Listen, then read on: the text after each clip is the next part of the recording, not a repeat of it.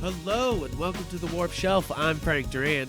I'm Deshaun Vasquez. And today we're talking about the Matrix because we're all living in it. No, because of Matrix Resurrections is here. It's on HBO Max and it's soon to be heading off HBO Max. So sorry about that, guys. It's sort of a late episode, but I love the Matrix, so we're talking about it. And if you're wondering why we're virtual again, it's because, yes, the same excuse as last time. My car won't start in the cold. New England says F you to my Prius. So You're really not making a great case for the Prius. No, not making a great case for the Prius. I love it. Saves me lots on gas, but then it immediately is like, is it cold? Hell no. It just dies. But we're gonna talk about basically we're going to talk about all the Matrix movies today in conjunction. We're not going to go too deep, maybe pretty deep on the original because that's obviously in reference with the Resurrections.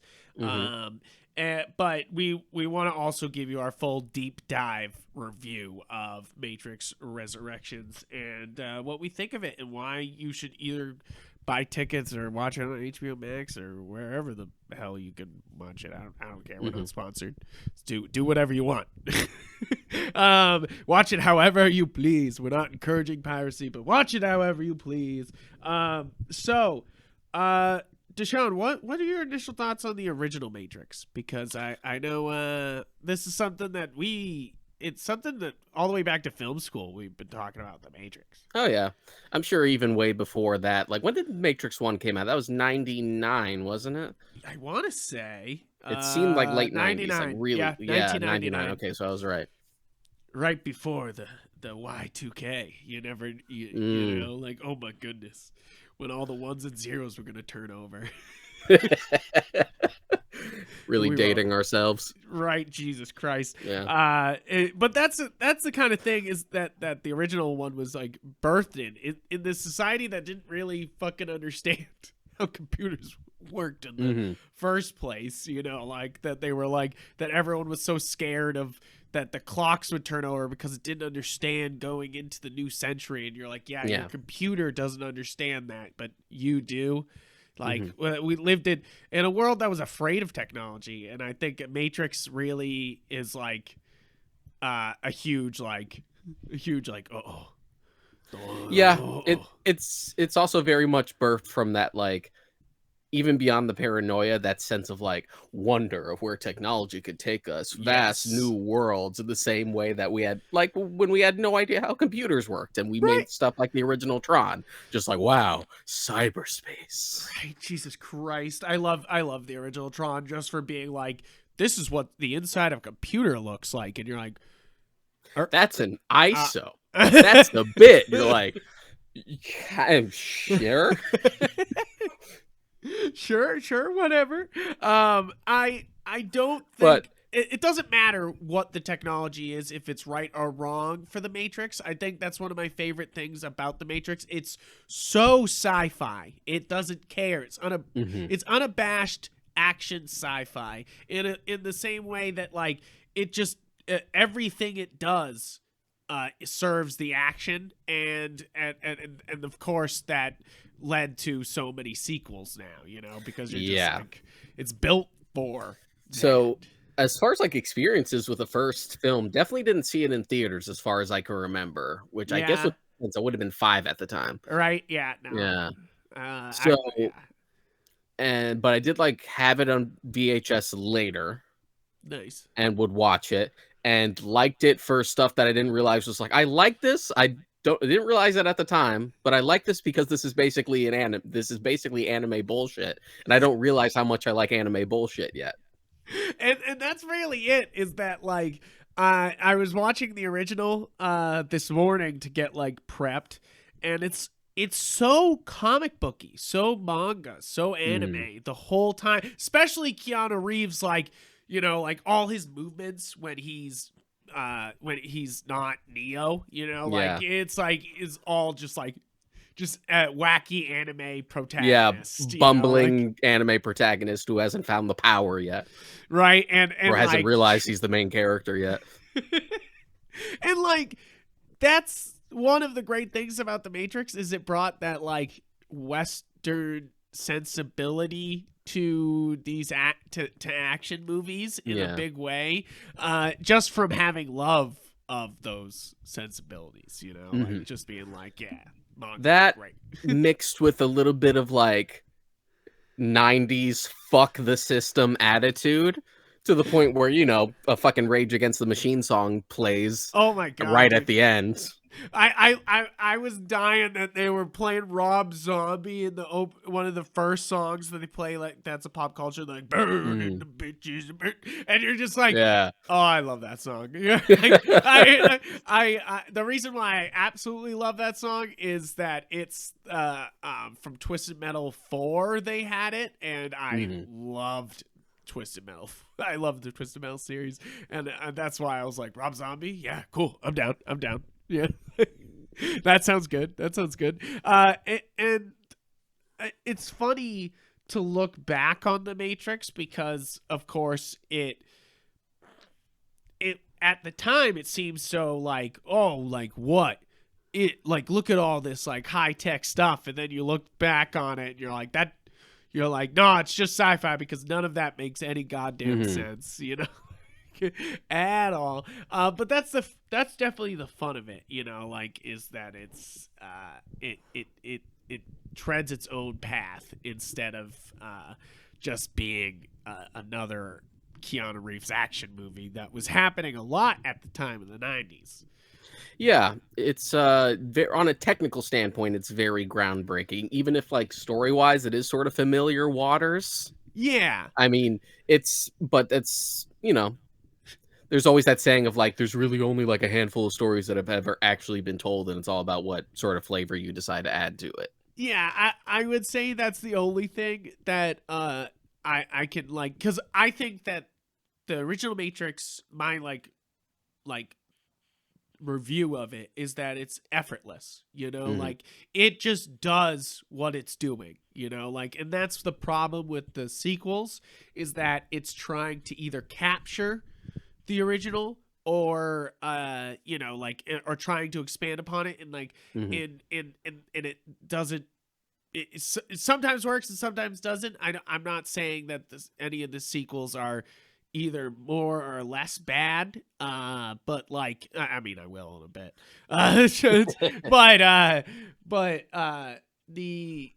it's one of those things that the original is so effortless in what it's doing, and what it's doing is just a hero's journey, so that's maybe why it's so easy. But it's just a, you know, like, hero called by the White Rabbit, you know, like, and they're doing basically Alice in Wonderland, which is the classic hero trope, like, and he wrote it that way, you know, because it was supposed to be a story for Alice in Wonderland was supposed to be a story for his daughter or granddaughter or something. I forget what the exact history on it is. I've watched, like, there's a movie about him writing it for it's either his granddaughter or daughter. I forget what it's called. But I remember that, and that's the thing, is they're just doing another like hero story, and that's totally fine, especially because this is just oozing with style, you know, like oozing. It's just like, it's so wildly, even though it sometimes can be everybody looks back on it through the eyes of the parodies that are already out there everywhere. Yeah. You know? And like, the other problem is that like, current generations will look back at the Matrix and see kind of you know, like, they've seen this before. And that's the thing, is like, the Matrix was doing it for the first time in that blockbuster setting, you know? Yeah, like, that's sort of the issue when you're a trendsetter and then everyone starts trying to follow on your coattails. It becomes so steeped in the culture that as the generations come along, they don't exactly even remember where it's from or why they like it. Yeah, and I think that's and also it's like one of those things where it's a trendsetter, and it's also been parodied so much by like so many movies love making the joke. Shrek makes the joke, like so many movies make the joke of the Matrix, you know, like of like either Trinity doing the kick or dodging the bullets. It's like it's one of those things where it's like it's like a cultural thing to know Mm-hmm. what the Matrix is, which I think is very funny, like where it's just like, but Which it's is also, interesting given how vague they were about the way they marketed the Matrix when the first one came out. yeah, they Just were the just idea like that they three almost goths on a poster, and they're like, yep, okay. yep, or just the idea of like they showed nothing outside of like the real world setting, like before Neo actually awakens, you could call it. Really? Yeah. Yeah, and they would just add the tagline like, "What is the Matrix?" Like, really, what would now be like viral, like a viral Yeah. marketing campaign of just an idea is what they basically did back then. Just like, what's the Matrix? I don't know, but we're gonna go see it. We're gonna go see it. We're gonna go see it, which I think that's a lot of fun. It's kind of like Cloverfield, where they were like, Yeah. "Oh, what is it?" What Like, is Cloverfield? I love campaigns like that, and it's just funny because now when you look on like advertisements for the Matrix, it'll be like Neo stopping the bullets, like, and Mhm. it's like it's kind of, it's funny. The Matrix definitely follows a lot of anime tropes because it falls into the same traps a lot of anime shows do, Yeah. because of course there's power scaling, like it's like obvious for the sequels that they're like, oh shit, we made Goku oh shit, we made him Super Saiyan. Oh shit, what do we do after Super Saiyan? Super Saiyan 3. They're like, what do we Yeah. do after that? They're like, Ultra. It's, like they have to keep going to make him even stronger. And I think that's where Resurrections shines above kind of the other two sequels, is that they finally kind of are able to find this like balance of it's not just like, oh, too powerful, or like a Yeah, little bit yeah, powerful, but the or way like, they do it is they just kind of basically nerf them, and it's kind of lame. in a way, yeah, I think so. They're basically like, it's new Matrix, so you don't work the same, like, so Yeah. you're just like, you're like, okay, that makes sense, I guess, Plus, like, probable metaphor that like Keanu Reeves isn't as young as he used to be. yeah, right. I don't want to get too much into Resurrections though. Right off the bat, I want to try to get through the Matrix. It's funny because it is such a high octane action movie when it gets started. When it held records for a while for how many bullets were shot on screen for a bit. Like it got beat out in the 2000s, but like I think Rambo beat it out or something like that.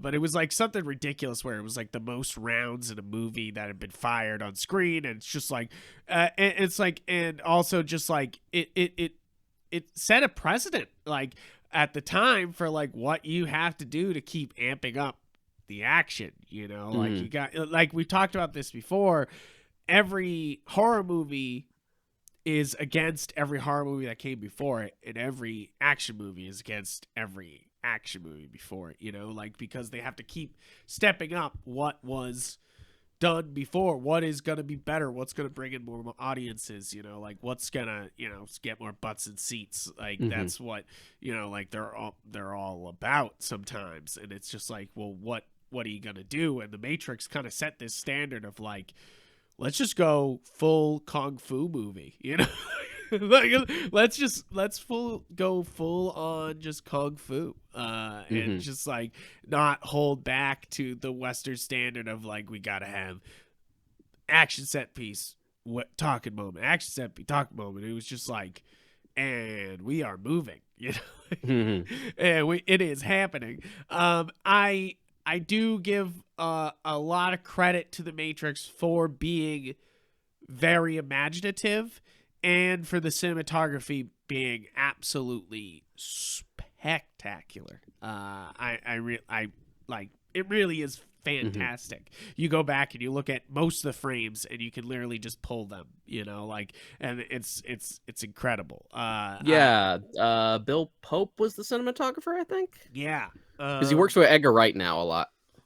It's just one of those things where you're just like, this movie is gorgeous, like Mm. almost every frame.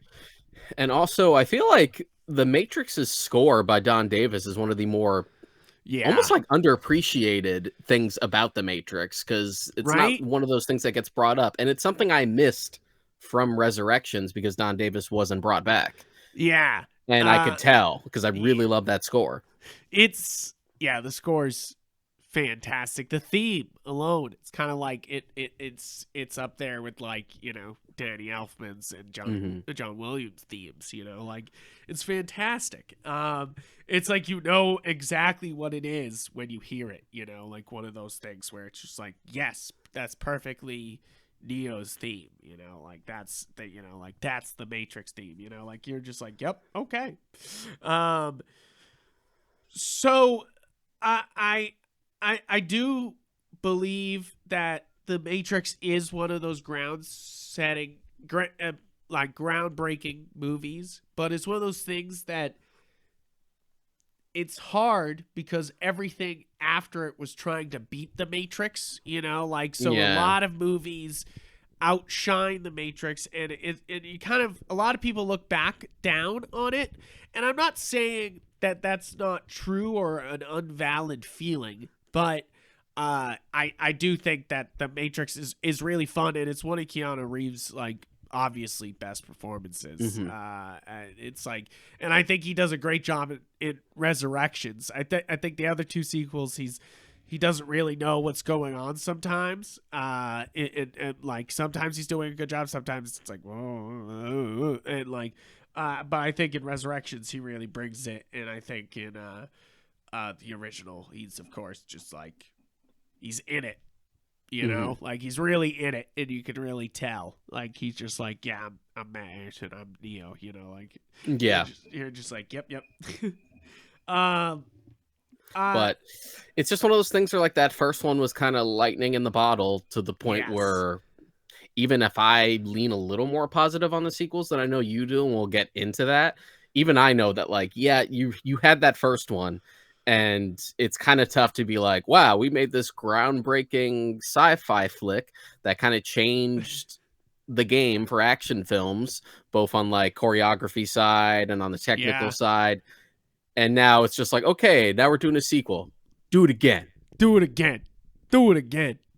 Now the it's funny because I think that the second one is one of the better sequels that like Matrix Reloaded is not bad. It's not bad. I like the Matrix Reloaded. It's got, of course, the fucking agent versus the many agents versus Neo scene, and that scene Hmm. in the rain, and that's just, come on. That's one of the best action scenes ever. Like, What ever. since they're both like basically two halves of one whole, what I like about Reloaded and Revolutions is less on the technical side, because Yeah. not it doesn't impress as much as that, like, lightning in the bottle that the first one was. It's more so on like the ideas that they want to go. Yeah. We've talked before about stuff like Dune Messiah or The Last Jedi, where they're just like, you had your chosen one story, and now we're going to tell you why that's a fucking problem. And I kind of like that the Matrix sequels kind of go in that route. You have that big scene with the architect, how he basically Right. sort of unravels the entire journey of the first one, where it's just like, oh, you're just one of many the ones. We've dealt with a Yeah. bunch of ones like you before. And whenever we're losing, we basically just kind of reboot this whole thing and start again. But we always have you to deal with. Oh my god. Just the Yeah, idea right. that, like, your journey doesn't matter. You're just one in many. You're an assembly line product. It's great. I don't think we've said it yet. I think one of the strongest things about this whole I guess saga now with 4 movies with is that uh the cast is absolutely fantastic for the original trilogy. Hmm. I mean, obviously, I think Keanu. I'm not a. I'm not a huge fan of Keanu. I think sometimes he's just kind of a joke. And I think that He's good. he's He's good in good and these. he's good, but he has to be specifically laser focused on a particular project. Right.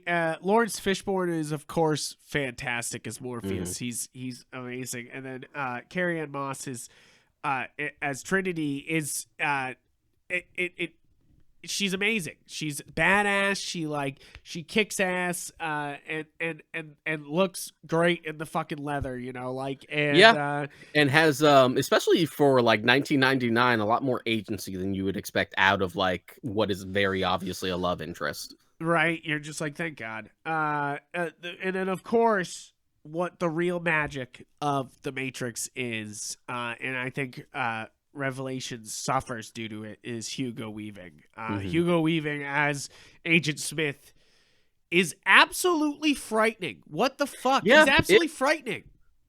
Like even if you hate Reloaded and Revolutions, you're very much just like, yeah, but Hugo Weaving did nothing wrong. Hugo Weaving did nothing wrong. He was fantastic. He's fantastic the whole time. Agent Smith is one of the like most iconic movie villains. Seriously, and I love it. I think he's absolutely fantastic in the role. He brings so much intimidation to the role. I love it. It's kind of on. It's like, for me, it's one of those like great roles, villain roles, like in Leo, or I mean, The Professional. You have Gary Oldman's character in that, and that's one of those like fantastic, great, like going psychotic villains the whole time, and it works great. But what works about Smith in the first film is just how understated he is. Yeah, like he doesn't even really like lose his temper until the end of the third movie.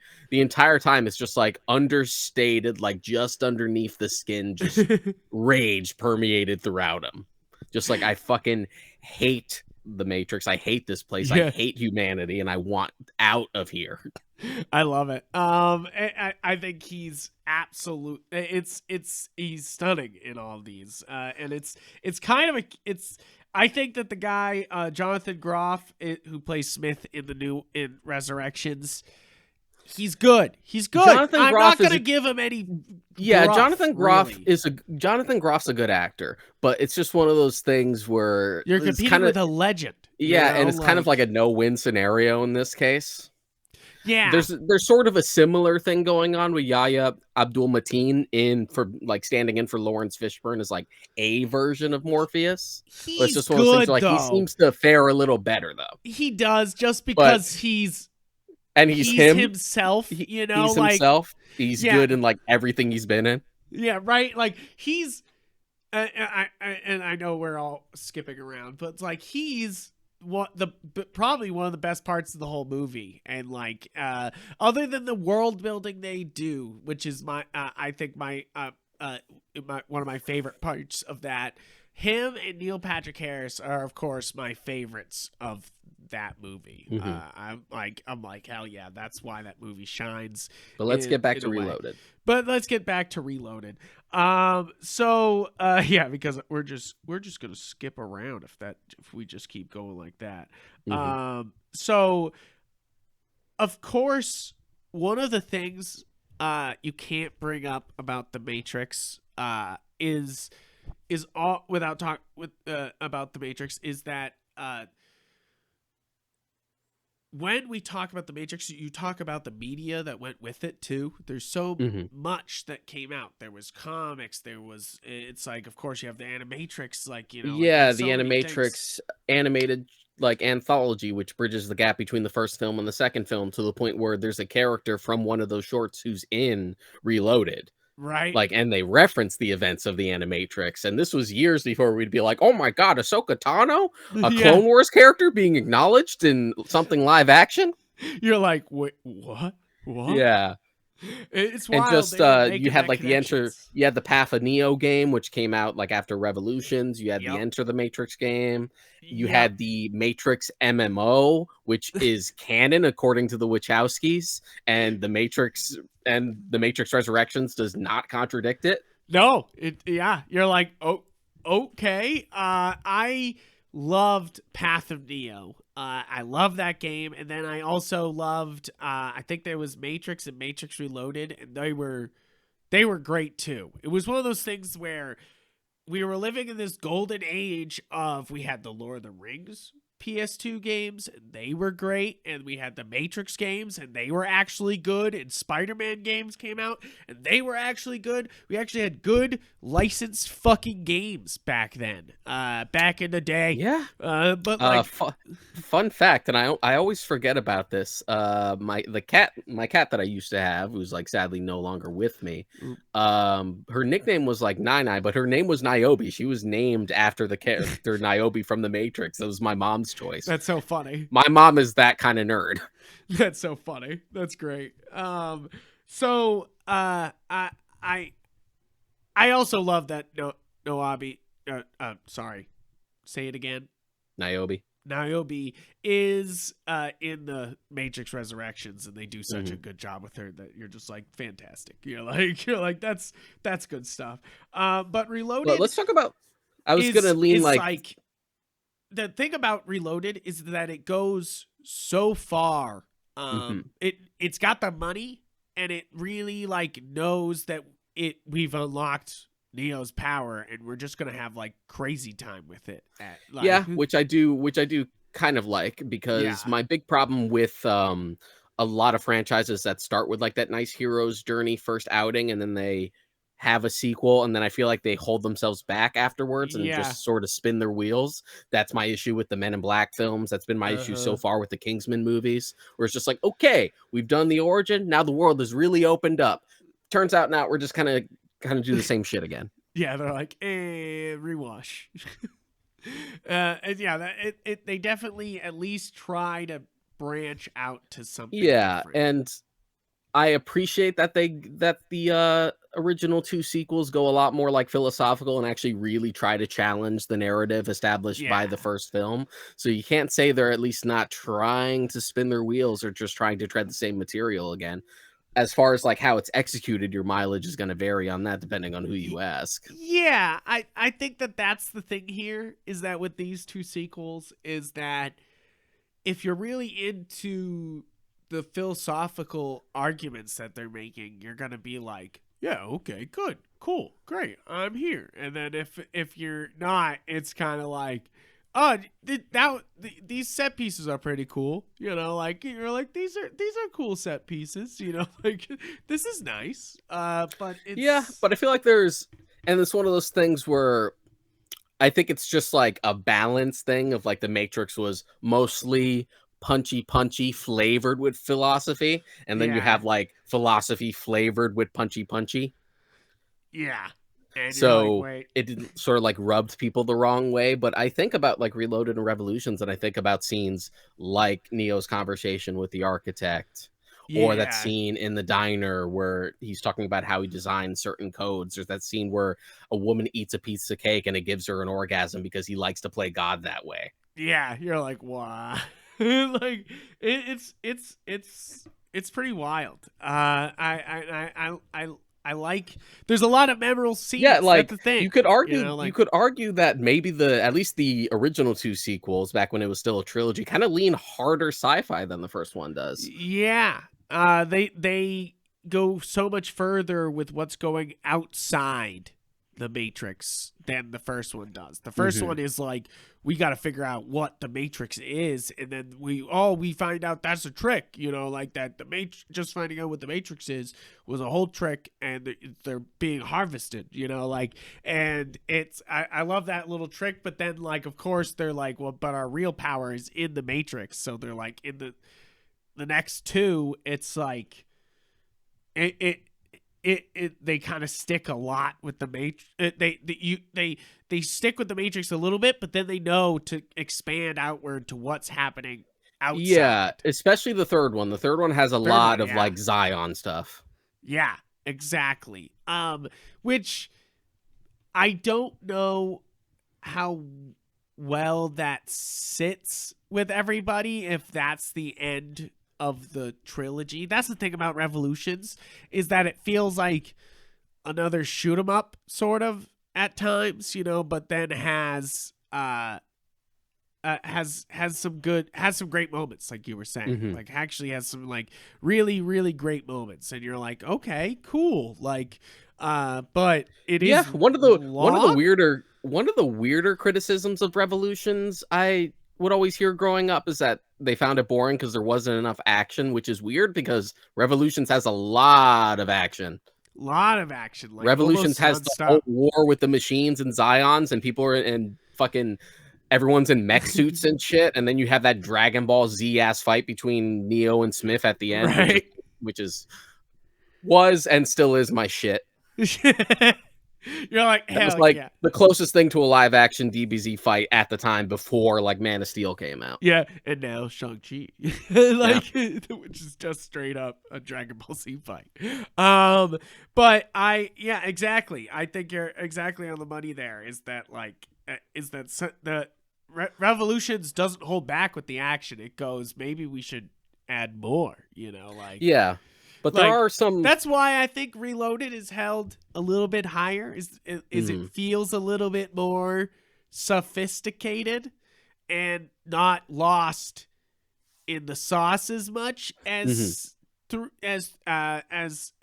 Revolutions is. But I agree with you. Is that like it has enough good stuff in it that it's able to elevate itself above most of the action crap we see every year, like it's one of those things where like they sort of have their cake and eat it too, because they're like challenging the idea of like the chosen one narrative, but yet they still have like Neo sacrifice himself in like a messianic like little bit at the end to like save Zion and such. You're like, okay, I get it, I see the balance.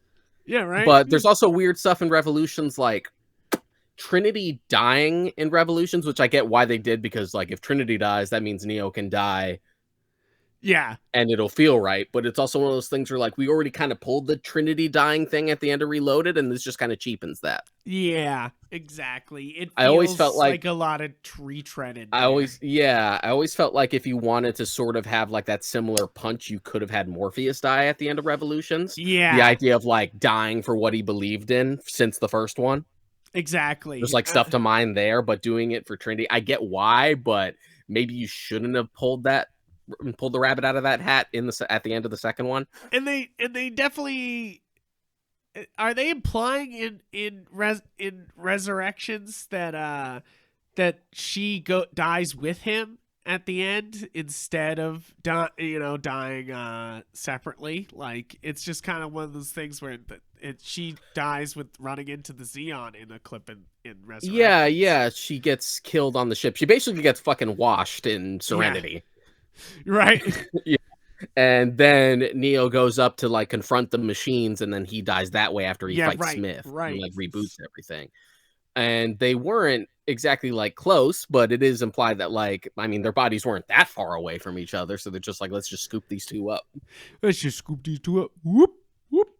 But that's the thing, is that like, I'll say it right now, I don't remember much from Revolutions. Like I remember Matrix when I put it on. I know it like literally scene for scene, like, and then because I remember when I first watched it as a kid, I remember watching it again like that week because I was like, holy shit. I was like, that was an action movie. And then and Reloaded, I know very well. But Revolutions, it's like I remember scenes, but like the whole thing, I'm just like, much more of a blur to you. It's much more of a blur, and it's like I feel bad for, but that's the thing. It's that's kind of the review of it. It's kind of forgettable in a lot of ways, even with that big ending there.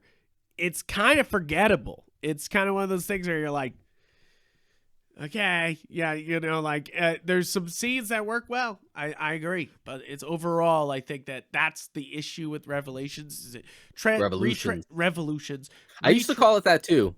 When I was a kid, I kept thinking it was Revelations because Revelation. Yeah, right. Revolution seems more generic. Revelations would have been better. Yeah, it would have worked, and I'm sure if they do another one, which they might, they could do that. They could do another one, which they definitely like. Like no other Matrix movie other than the first one, they leave it so like we could do whatever the fuck we want for the next one if we ever want to. Like they're like we don't give a shit. Mm-hmm. So And I think that's kind of, I think a lot of people feel that way, is that there's a lot of cool things, but like even the bending of the spoon with the oracles in the second movie, right? Like that's not even the third movie. That's the second movie. Oh, there is no spoon? Yeah, there is no spoon. That's the first one. Sorry. That's the first one? Yeah. Jesus That's the first Christ. movie, the no Sorry, spoon thing. Jesus Christ. That's one of my favorite scenes in the whole thing. I used to be like, do that all the time to people. I used to be like, there's no spoon. I remember when I was playing Pokemon X and Y, I like named my fucking Alakazam Keanu just to make that joke. That's so great. But that's the thing, is I think the first two are pretty strong. I think the first one's a classic.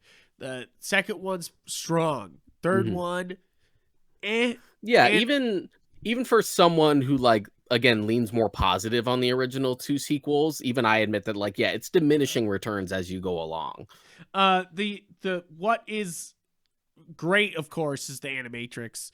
Animatrix is wild. If you haven't seen it, if you're a Matrix fan and you haven't seen the Animatrix because you're like, that's not live action, you want to talk about you want to talk about another trendsetter, because how many movies or like little mini series have we gotten that do the exact same thing of like interconnected or disconnected shorts that are all done by different studios to just kind of showcase like what they can do. So like many. Batman Gotham Knight was that, like Star Wars Visions is basically that. Star Wars Visions is that. Like, exactly. That's exactly what it is.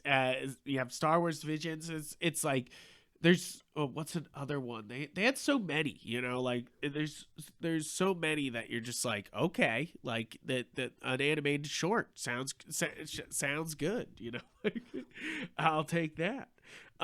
It's one of those things that it's such a good idea too, because it brings in more people into the media, you know, like some people like animated stuff more than. And it's like, and it's one of those things that we already said, it's already sort of an anime. So to like finally just like take the step into animation. Yeah, exactly. It felt like feels right. Do you remember any specific shorts that you like really liked from the Animatrix? No, not. Has it been a while? It's been a bit. I feel like I remember this. I feel like I remember the Matrix franchise a little better. Yeah, maybe you do, because like I like the Matrix, but it's one of those things where one was like I said, one is a classic. One's a classic, and I love it. But I just, it's one of those things that I'm not as big of a fan of the other two, and it's not like I'm hating on them. I'm really not. I don't have anything negative to say per se, other than I don't remember nothing. Much it just kind of goes as far as just like they didn't work as well for you. Yeah, exactly. And that's really it, right? And that's also kind of me. Like I lean on the more positive side, but even I'm like, just like, but I get why it didn't work for you, but they do kind of work for me. Yeah, exactly. I'm not going to fight about it. No, and I think it's one of those things that happens to sci-fi sometimes, is that like you'll understand why somebody doesn't like it, you know, like, but you're like, but I love it, you know, like I understand why people don't like Star Trek, but you're wrong. But I understand, you know, like I get why you wouldn't want the cheese, but put that Parmesan right on my body. Fucking drown me in that Parmesan. I want that Star Trek, baby. But that's it. I think that's one of the great things about the Matrix, is it comes out as, instead of like one of the great action movie, it comes out one of the great sci-fis, you know, like, and you're like, cool, you know, like it's up there with, you know, like with Alien as being like that very serious adult sci-fi action movies, you know, like that we could do. Rated R, baby. Yeah. We could shoot people in this. Which, thank God this wasn't PG-13. Yeah, thank God. Like Resurrections specifically. Yeah, you're like you're like it would have been rough, and I like this a lot more for being, and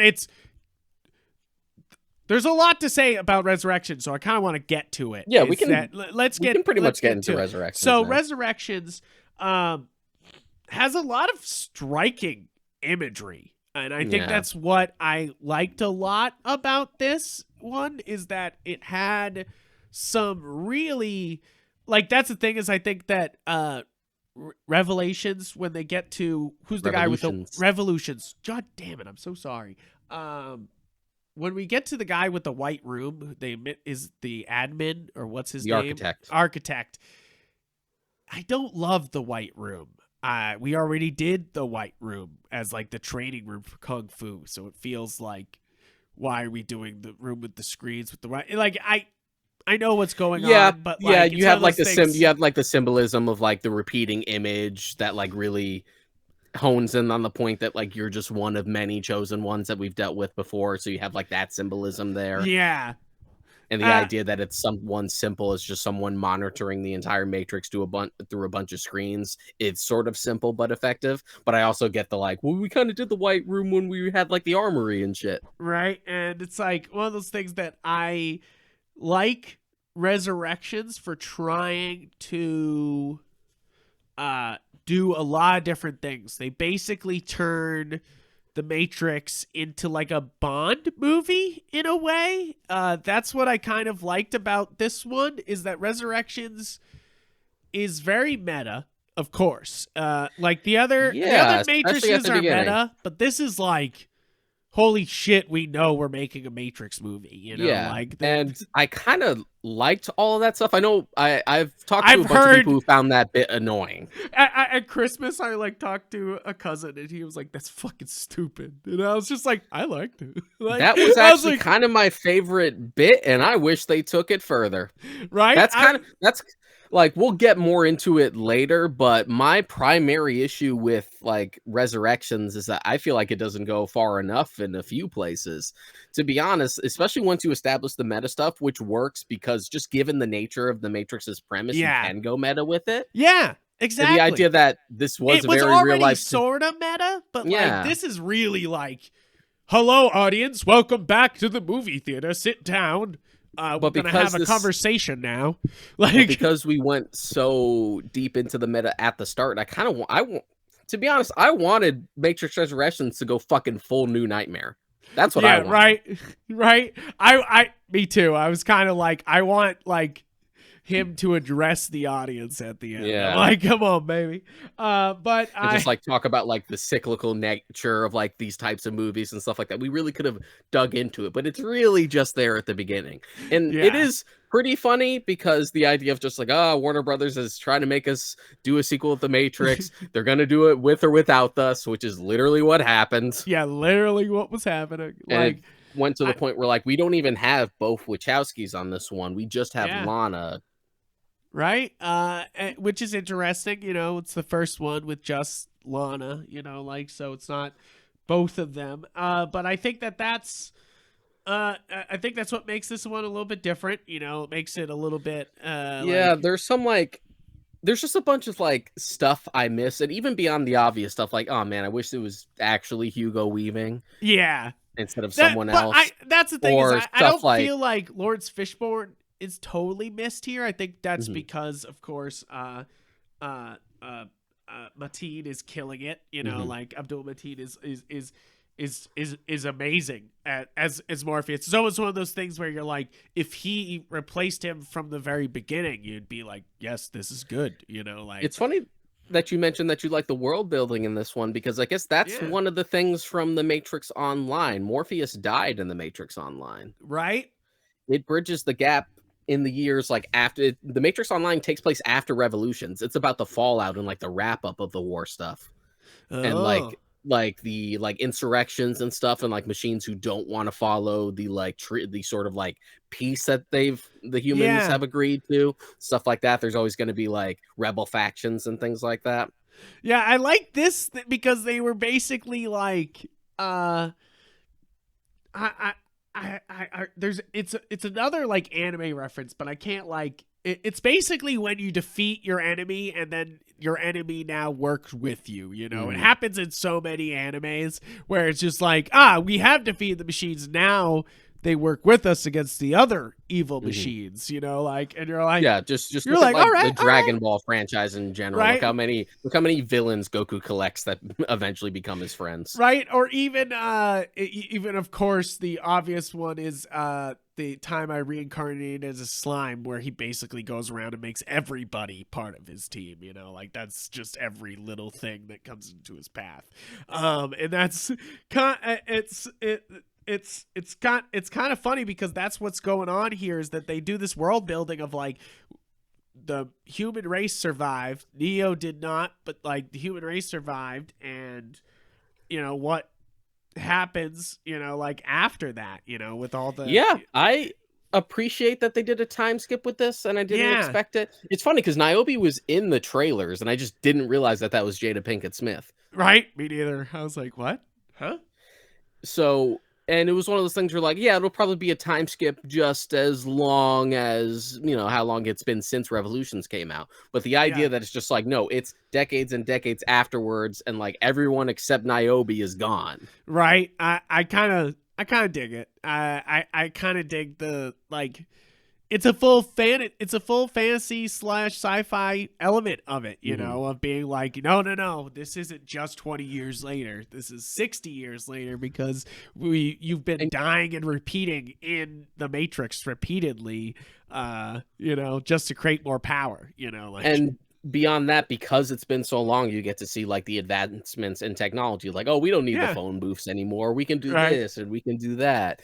And the fact that we have the nice machines that like work with us, not only like really cute looking ones like a big robot cat, right, you're but like, also like humanoid like machines, right? And they look good. They look good. I thought the CGI on them were solid. I was like not bad at all.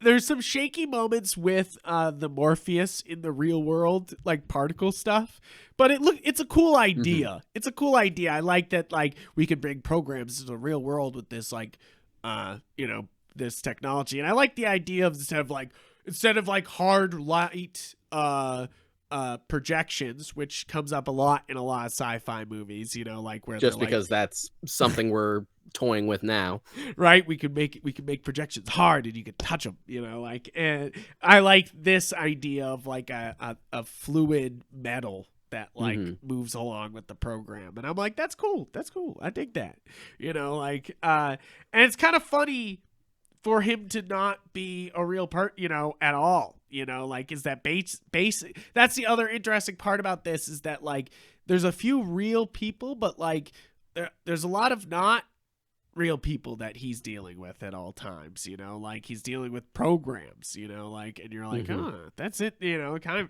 of interesting in that way, you know, like, you're like, okay. And as far as like certain recasts, they would have even have just had the excuse to do that just by virtue of like, this is a different version of the Matrix, which is basically what they do, like Jonathan Groff being like the new Smith, right?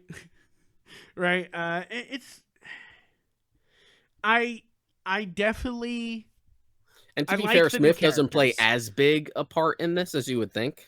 No, but he is, of course, the other anime villain, you know, like, yeah, he's gone from like full villain to like on and off rival anime character, where he's kind of like Vegeta. He's straight up Vegeta, where he's like, I hate the analyst, and if he tries to put the M on my forehead and control me again, I'm gonna kill him, you know, like. And you're like Vegeta, no. Like, well, you're like, different circumstances. Vegeta wanted that M to begin with. Yeah, he thought it would make him more powerful, but you know, like. I was gonna say Piccolo, basically at the beginning of Z. Yes. Yeah. Where he's just like, he's still an antagonist, but he's just like, I don't like you, but you know, common enemy and whatnot. Right. Gotta fight this guy. I kind of dig that they're like that, you know, like it works, you know, like.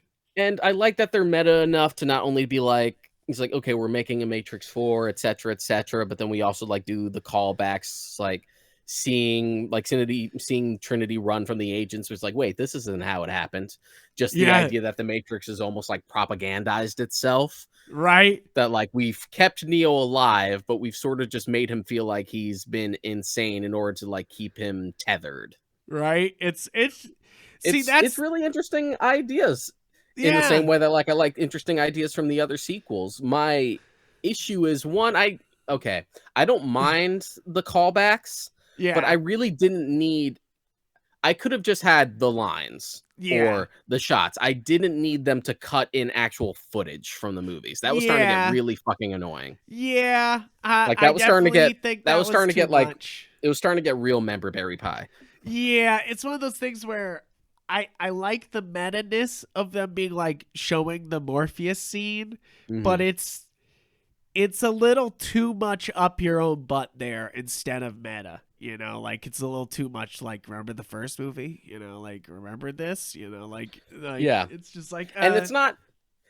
And I wouldn't say it sort of ignores the sequels, because especially by the time you get to the third act, it's basically a little bit of Reloaded and Revolutions, like combined as like one big set piece. Right, a little bit. They were like, let's just do both at the same time. They're like, we'll attack the machines and we'll do the whole inside the hive thing, and we'll, you know, like they really did combine all the, like, that's kind of why I think this works, is that like overall this has a pretty good pacing. It moves. It kind of reminded me of the Friday the 13th remake, just because that movie is basically just Friday the 13th's 1, 2, 3 together, just condensed into all one at the another. Same time, just like whoop.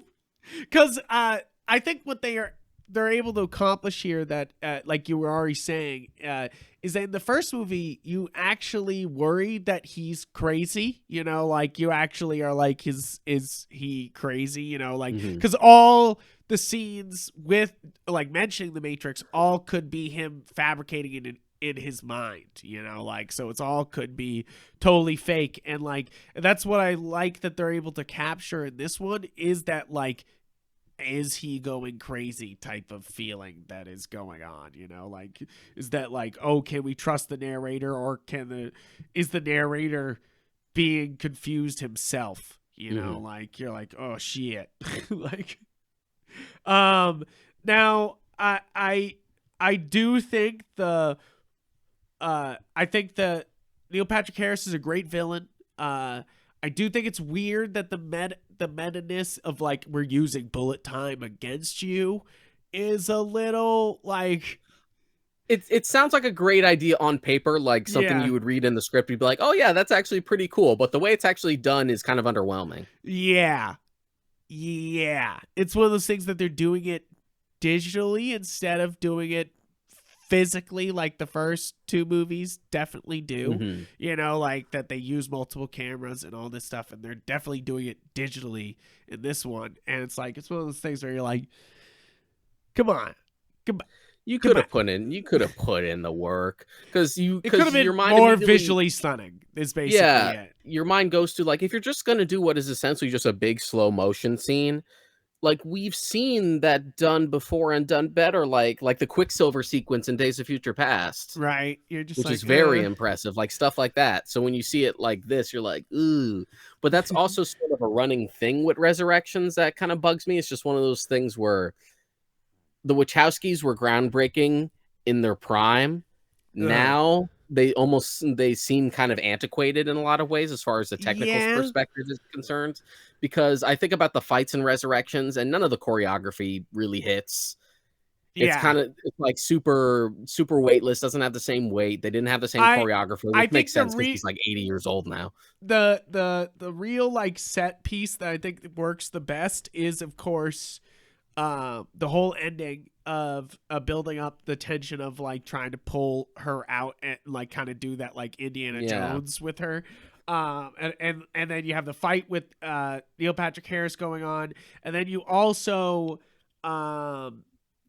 you have, sorry, what the fuck was I getting to? There's as they try to bike away from Neil Patrick Harris. Yeah, that's the best scene all the in like the entire movie. All the bodies falling out of the windows and stuff. That shit right out of a horror movie. It was awesome. That was bit that I was like, I may love this movie. But like as far as like I was like, wait a minute. I was like, wait a minute. This is amazing because that like it took an obviously morbid thing about the Matrix and really fucking like shoved it in your face, you know, like that they could just use people like that. And it was kind of like, holy shit, you know, like, and it's really dark. Where it's like baked into the premise to begin with, and it's nice, and it's like something out of a horror movie, like I said. Yeah. My thing is like the actual like hand-to-hand martial arts stuff is like super unimpressive. Yeah. Especially like relative to the other stuff. And I get why we nerfed Neo, but what he does as far as like defending himself is super repetitive. All he does is stop bullets and force push people, and it's kind of lame. Yeah, it's kind of like an overpowered Jedi in a way, you know, like where he's just like, wah, wah, wah, wah. You know, like that's the thing is a lot of people look back at the original Matrix movie as like a great showing of good kung fu, you know, like actual good martial arts, you know, going on. And like this does the Western style action pretty well, but the Eastern stuff, it's kind of lost its touch on. Yeah. And that's the thing is like, even in the, like, what's supposed to be the biggest, like, hand-to-hand combat scene where they face the, one of those guys they face inside that abandoned building. Those that they're from Revelations. Yeah, I forget what the character's name is because I think it's like something French or something. Yeah, and they bring him back, which I was like, all right, you know, like we're bringing some things back you can bring back. Why not? You know, like even there, and the idea that like. It also makes sense as an extension of just like, oh, after you fucked everything up, like I basically have no career. I can't play God anymore. Right? You're just like, oh shit. I'm nothing. I do like that scene for how Smith fights in that, where he's just like way too OP and just like tears through everybody there. They're like, and they're all so afraid of him too. They're all like, Smith's here, you know, like the other guys, they're like, oh shit. And then they're like, Smith's here, you know, like, and they're freaking out because he's there. And like, I think that works well, but like overall, why do we need the destroyed building fight? You know, like that's the part that you're like yeah. That's one of those things that are even No Way Home. I'm like, I like that's on the Empire State Building. I like that it's falling apart with the scaffolding buds. This is another scaffolding fight made Marvel. Like Phase 4 loved its scaffolding fights. And it's starting to get one of those things where like I get that you guys don't want to fucking put yourself in a Man of Steel situation. It's like, well, if we have them fighting the city, then people are gonna bitch about, oh, this has probably killed so many people. Yeah. But then at the same time, it sort of puts us in this lame era like spot where we have to find like a really stupid abandoned area that's really boring to look at to fight at. And you're like, wait, hold on. Let's find something cool. Like, let's do a cool set piece. And they're like, no. Abandoned locations. Because it's easy to draw. You're just like, wait. I also like it subverting the idea of like the Chosen One narrative here, in that we no longer have the one. Now it's basically the two. Yeah, right. And which I pretty much saw coming right from the first trailer. Yeah. Yeah, a little bit, that they were kind of like, once we get them together, it's like they're the true power. And I kind of dig that idea. I mean, that's fine. I've seen complaints that it's like, oh, it's kind of corny and stuff. I'm like, did you forget that in the first movie, Trinity literally brings back Neo to life through the power of love? Yeah, you're like, did you forget about that high sci-fi part there? Like, so like Matrix Resurrections in a lot of ways essentially being a love story, I have no problem with. No, I have no problem with. It was kind of like, that's of course what we're talking about here, because that's what's important after all these years, you know, like that's what I think what that works about this plot is that like after all these years, no matter what, all the technology changes, still the thing that matters is Neo and Trinity being together, you know, like that's what mattered. That's what like creates this like crazy power, I guess, that they're trying. And I like that they were like forcing them to do it constantly, so that way they would get more power. I thought that was pretty cool. Analyst was like, yeah, I love the way the Analyst is played as sort of like this misogynistic douchebag who just wants to control. And they did a good job of hiding it, because I definitely was like, oh yeah, Neil Patrick's had a little bit part at the beginning of this Matrix movie. Good job, Neil Patrick Harris. Mm-hmm. You know, I totally was like, good job. And then when they brought him back, I was like, oh shit. I was like, oh, they really did build him up. I know I probably should have seen that coming, but I was and it's like, cool turning what is essentially the successor to the Architect into the main antagonist. That makes a lot of sense. Right? I dig that. I think a lot of this movie makes sense for a sequel. I think it does a good job of being a Matrix sequel. I think that there's a few steps down in, like we said, some of the martial arts aren't as high flying. Some of the action isn't as big, but editing the footage from the other movies into it, like, it's super annoying. Yeah, but there's a lot of good ideas here. There's a lot of good world building. There's a lot of good acting. I think, actually, you know, since we've mostly been talking about the old characters, I really like Jessica Henwick in this. Yes, as Bugs. Yes, I think Bugs is a great addition. I really like her. She basically turned down Shang-Chi to do this. I think she's great in this. You're just like, yep, of course, you know, like, and there's a lot of the side characters are pretty great in this. So you're just like, all right, okay, I dig this. That's the thing, is I dig this. I don't know if I need another one, which is what they definitely allude to at the end there, that they could do. Like, this would be a okay ending if they went with it, but it was one of those things where they're like, we can do. We'll see. One. We'll see. But that's who knows. I know box office wise, this isn't doing so hot. It didn't do so great. I know it made back its money, but it literally made the bad choice of coming out the same weekend as Spider-Man, which I know you can't exactly predict that, but like, if you're putting another blockbuster against a blockbuster, I don't want the fourth Matrix movie going against the craziest Spider-Man movie they've ever done, live action done, you know, like, you're just like, ooh. And then couple that with it also being available on HBO Max, you're not going to make as much money that way. Right, it's true, because I know a bunch of people were like, I'll watch it on HBO Max, you know, like, totally that's what I did for it, you know, this definitely wasn't a Dune situation where I'm like, no, I'm gonna fucking go see Dune on the biggest screen I can find. I want to support it. I want them to actually adapt the second half of the first book. Like, I definitely would have seen this in theaters, but you know, if I had to make my choices, this would be my first choice to go see it. Yeah, so there was why other I was stuff. like, I'm gonna watch it on HBO. There was other stuff that, like, I wanted to go see more, even non-blockbuster stuff, like I had seen like Licorice Pizza, Nightmare Alley recently, that I went out of my way for. Right. Now, so yeah, basically, please don't do another one. Mostly because, and I think that this is the main problem with this sequel, and with any of the Matrix sequels, is that John Wick, all three of them kick so much fucking ass, and they beat the fucking, like, Keanu Reeves beats the shit out of so many guys and does it so well with such great fight choreography that when you watch the action in this one, you go, where's the dude who played John Wick? You know, yeah, like, you're like, that's that sort of the thing. And it's not just an issue with John Wick. It's just the modern action movie. Like, we've kind of left the Matrix movies behind a little bit, which kind of, like, it kind of sucks, but it's like, it's kind of funny in a way. You know, like, you're like, geez, these guys set this precedent and they've been left in the dust in a way. Yeah. You know, like, you're like, huh.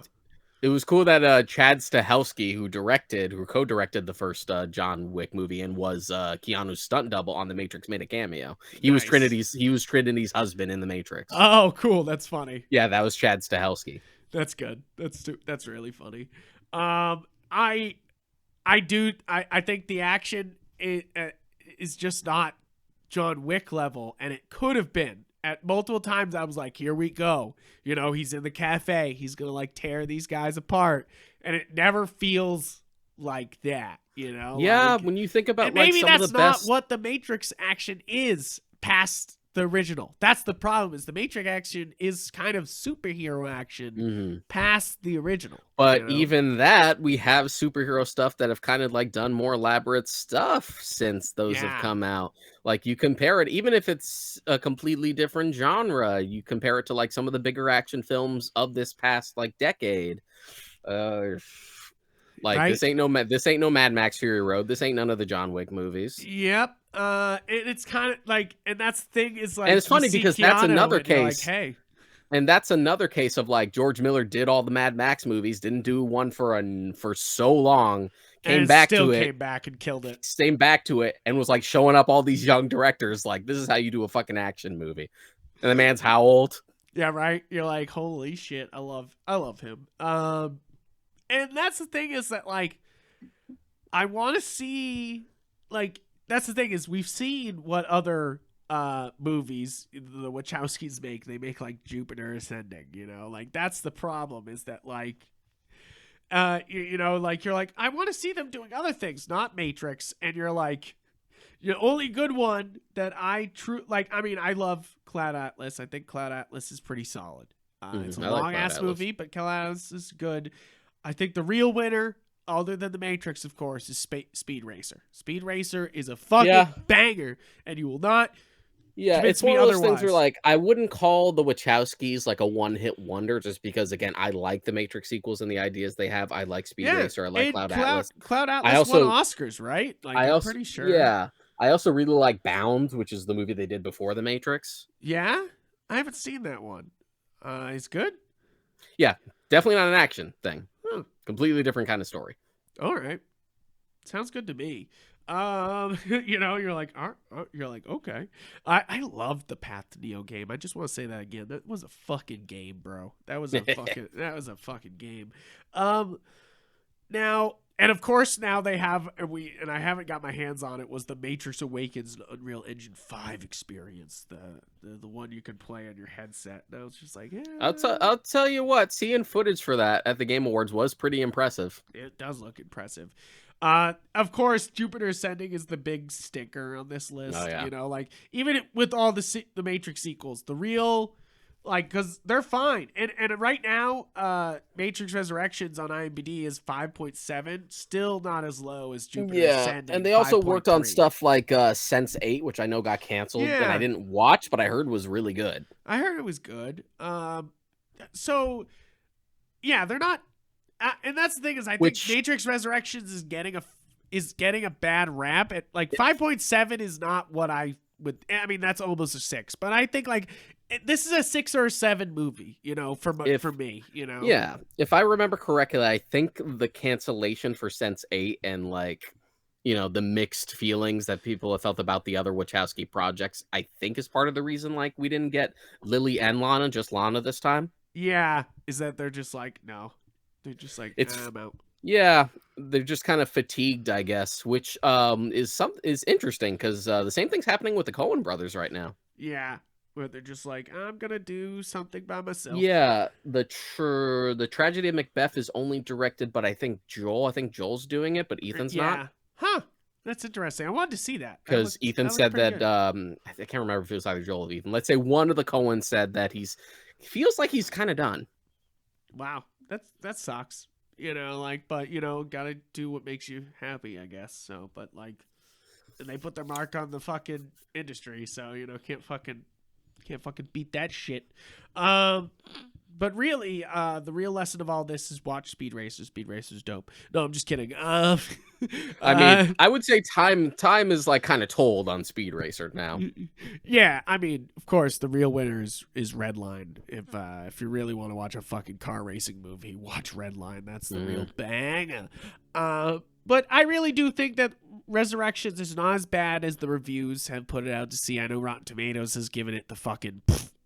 You know, and so and which so you know for the general public that means you know a movie's just dead in the water, I guess. Yeah, and really that's why I wanted to do this episode is first to talk about all the Matrix sequels, but like, is that this is not. There's a lot of bad movies out there. This is not one of them. It has bad parts. I don't think all of it's bad. I think there's a lot of good parts here and a lot of good there's stuff things that happening. works. There's stuff that doesn't work to me, and like what that might be might vary depending on like what you like about the Matrix to begin with. I think most people will come walking out of this being like, "That's another Matrix sequel." I think that will be most people's thoughts on it. I feel like, and I think this is one of those movies that will. It's going to be one of those things that you look back in time on it more often than not, later on. But we'll see, because like it's one of those things where we don't even talk about the Men in Black reboot that happened with Chris Hemsworth and Tessa Thompson. They just were kind of like, well, that was so bad, we're never doing that again. Yeah, like, reboot / spinoff. They're like, nope. It's not like Ghostbusters Afterlife where they're like, no, everything counted. It all counts. Yeah. They're like, no. I wonder how that Kingsman prequel is going to turn out. The Kingsman, right? I want to see. Which has been trying to come out for so long. Trying to come out. Talk about a movie that just got delayed by COVID multiple times. Yeah. And they're just refusing to put it on any streaming service. They're like, no, you go see that in theaters. It's like fucking that and Death on the Nile. Just like fucking put these somewhere. Jesus Christ. It's like Death on the Nile. You're like, is this a Kenneth Branagh thing where he's just like, no, it will come out in theaters, and you're like, buddy, no one cares. It's Death on the Nile. It's kind of like, that's the thing, is I wasn't excited for his Orient Express, so I wasn't, I like Agatha Christie books. It's just one of those things where like, I get it as just like, I suppose every generation needs its adaptation of those books. Yeah. To get people into them. You're not going to have people who are going to care to watch like all the other older versions. It's true. It's trying to modernize it for today's audience, definitely. I just, and all of them has sort of followed that trend of just like big murder mystery. We'll bring in a bunch of big stars that are like relevant to the time. Right. And I'm sure there are plenty of people who are going to go into that not knowing what the twist of Murder of the Orient Express is. That's definitely my issue, is that I've read the book. I've seen the movies, so it's like, for me, I'm like, I know it. You're like, I know, like, you can't surprise me, and even if you did, it would be like, why'd you change it? Like, why'd we do that? Well, at least with them doing Death on the Nile, that's one of like, it's not as well known as Orient Express is. Yeah, definitely. Besides the point, it's just weird to me. It's just I could go on a whole tangent about how it's kind of weird to me now in a post Knives Out world, and I'm even cautiously optimistic about a Knives Out sequel that I know Rian Johnson is doing, just because it was kind of like the whodunit to end all whodunits. It was like so meta and clever that it's going to be really tough to follow. It's one of those tough sequels where it's like, I know he's got the chutzpah to do a great sequel for it.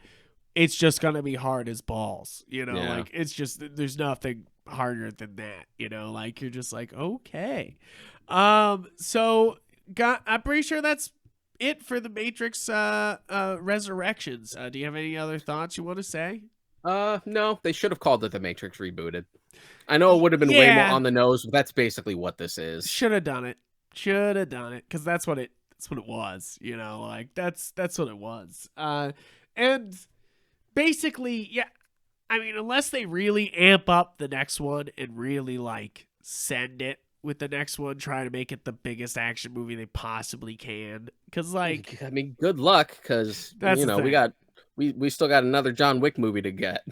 Yeah, right. You're just like, okay, like, right on. We'll see.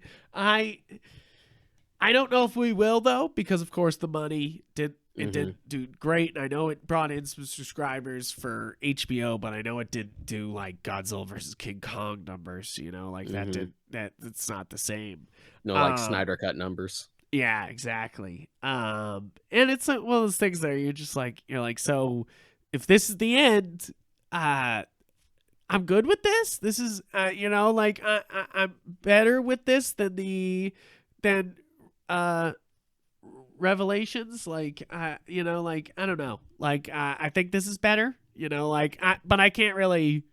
Yeah, but it's just one of those things where, like, even as someone who liked Reloaded and Revolutions, like, I didn't need a fourth one anyway. Yeah. But now we have one, I'm like, okay, yeah, it could have been worse.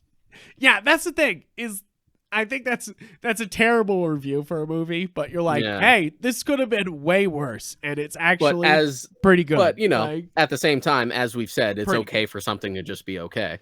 Yes, exactly. I think that's the thing here, is that this isn't the reboot to The Matrix that they probably wanted, you know? Like, this is very much a continuation, you know? Like, and you know, we'll see where it goes from here, but if this is the end, okay. Sure. I want to see Carrie-Anne Moss in more stuff. Like, she's just so good every time she shows up in something. I know she had like moved away from a lot of projects because she was trying to like raise her family and stuff like that. But she's also in Jessica Jones, and when I saw her in Jessica Jones, that also reminded me how fucking good she is and everything she shows up in. I just want to see her more.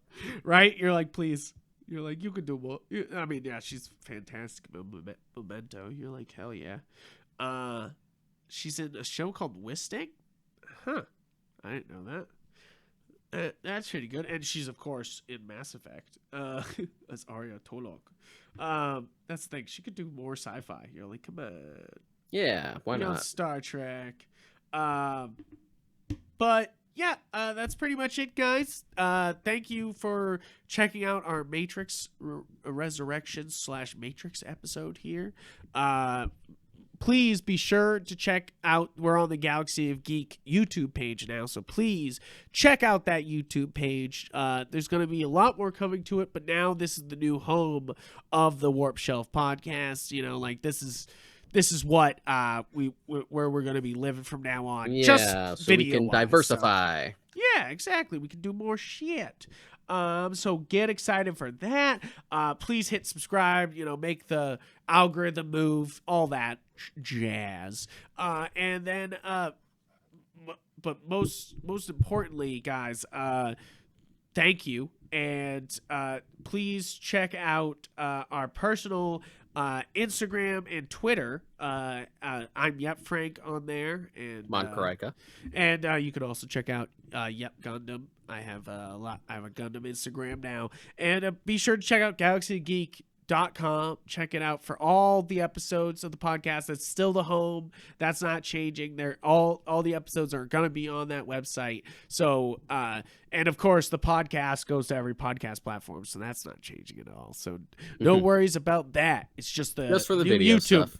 YouTube just home. Shifting over. So just you know, hit that subscribe button. Make sure that you get that notification. You know, make sure it's share with your friends, feed the beast, all that jazz. Thank you guys. I hope that you enjoyed this episode, and I hope you have a great rest of your week. See you next time.